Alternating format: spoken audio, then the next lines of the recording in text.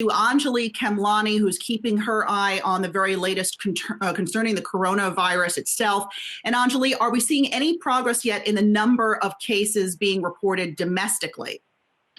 Hey, Alexis. So the number of cases will continue to go up, but we are seeing that the stay-at-home and the severe restrictions that we've placed in some places in the country are in fact resulting in a slowdown of the rate of cases. So while the actual number continues to go up, the rate of cases is possibly decreasing in some really key areas.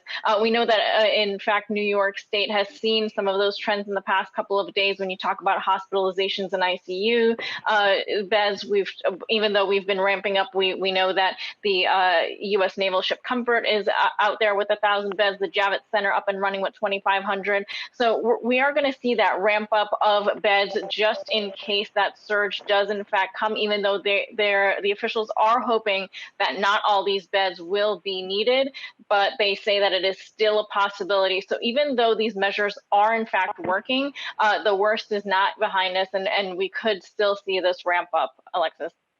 Certainly, and that's what Governor Cuomo of New York is saying, and Mayor de Blasio as well. And there's a disturbing report in the Wall Street Journal this morning, Anjalee, about how NYU Langone is telling its ER doctors that they can use their discretion when it comes to choosing which patients get put on a ventilator. We saw something similar to this happening in Italy. What do we know?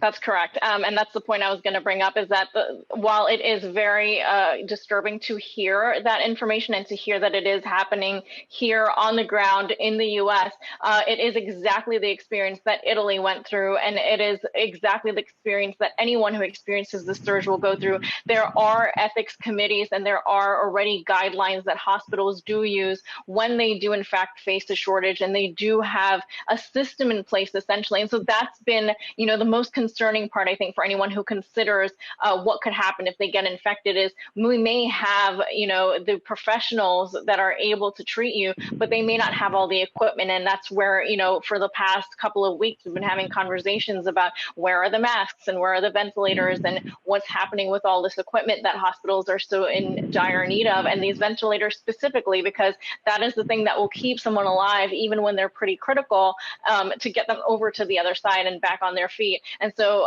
we've already seen things like the FDA approving a hack so that you could split a ventilator and have two patients on one. And so that's sort of the rigging that is going on right now to help individuals who are already hospitalized. But we are likely to see more of this and more concerning news because they don't necessarily have the equipment that they need out there right now.